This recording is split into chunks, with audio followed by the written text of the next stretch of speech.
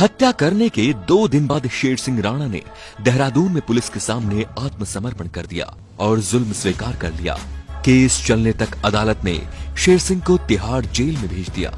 Tihar jail में करीब 2.5 साल रहने के दौरान राणा ने कहा था कि तिहाड़ की सलाखें उसे ज्यादा दिनों तक नहीं रोक पाएंगी। समय ने करवट बदली और लगभग 3 साल बाद 17 फरवरी 2004 को राणा फिल्मी अंदाज में तिहाड़ जेल से फरार हो गया। तिहाड़ जैसे अति सुरक्षित जेल से किसी कैदी का फरार हो जाना अपने आप में बड़ी बात थी। इसीलिए राणा एक बार फिर सुर्खियों में आ गया। उस दिन उत्तराखंड जेल में 3 अज्ञात लोग तिहाड़ जेल पहुंचे। उन्होंने तिहाड़ के अधिकारियों से कहा कि वो एक केस के सिलसिले में हरिद्वार की एक अदालत में पेशी के लिए शेर सिंह राणा को लेने आए हैं। वो अपने साथ हथकड़ी और अदालत में पेशी का ऑर्डर की कॉपी भी लेकर आए थे। तिहाड़ के अधिकारियों ने ऑर्डर की कॉपी देखी और फिर शेर सिंह राणा को तिहाड़ से निकालकर उन फर्जी पुलिस वालों यानी कि शेर सिंह राणा के साथियों को सौंप दिया। वो राणा को वहां से लेकर चले गए। बाद में जब मामले का खुलासा हुआ तो पूरे तिहाड़ जेल के साथ ही पूरे देश में हड़कंप मच गया। हालांकि 2 साल बाद 17 मई 2006 को राणा को कोलकाता में फिर से गिरफ्तार कर लिया गया। लेकिन ये कहानी है इन 2 सालों की जब वो जेल से फरार थे। जैसा कि हम सब जानते ही हैं कि भारत की धरती ने बहुत से वीर सपूतों को जन्म दिया है और ऐसे ही एक धरती माँ के वीर सपूत योद्धा थे पृथ्वीराज चौहान, जो हिंदुस्तान के आखिरी हिंदू सम्राट थे। कंधार विमान हाईजैक मामले में तत्कालीन विदेश मंत्री जसवंत सिंह अफगानिस्तान गए थे, तो उस समय उन्हें गजनी ने पृथ्वीराज चौहान की समाधि होने की जानकारी खुद तालिबान सरकार के अधिकारियों ने दी थी। पृथ्वीराज चौहान की समाधि अफगानिस्तान में थी और मोहम्मद गोरी की कब्र के पास मौजूद थी। अफगानिस्तान में परंपरा है कि जो लोग मोहम्मद गोरी की कब्र देखने जाते हैं उन्हें पहले पृथ्वीराज चौहान की समाधि का अपमान जूतों से करना पड़ता है। जसवंत सिंह ने जब भारत आकर इस बात का खुलासा किया तो इस बयान को समूचे भारतीय मीडिया ने बढ़ चढ़कर देश की जनता के सामने रखा। फिर क्या था?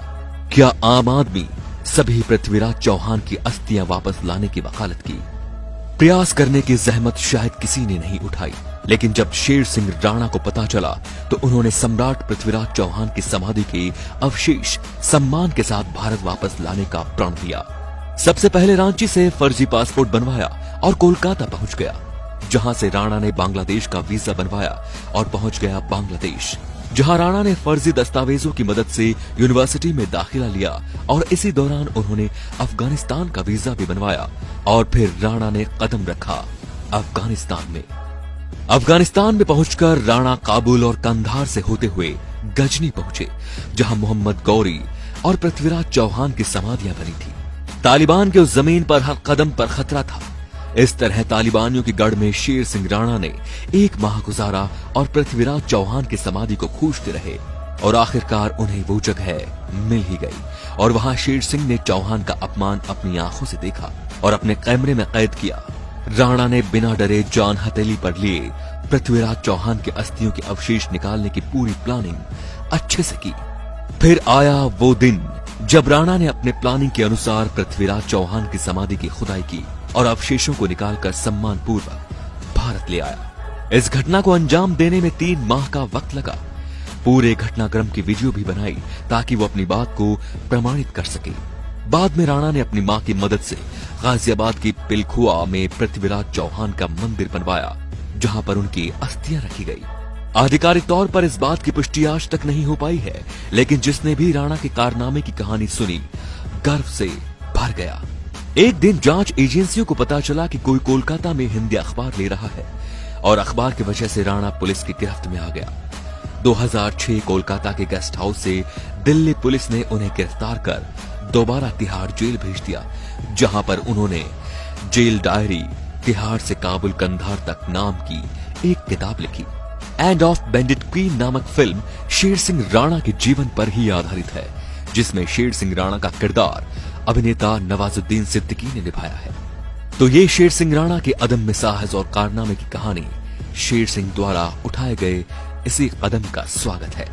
आपको बता दें कि शेर सिंह राणा द्वारा की गई हत्या और भारत के कानून का अनादर करने का बिल्कुल भी हम समर्थन नहीं करते।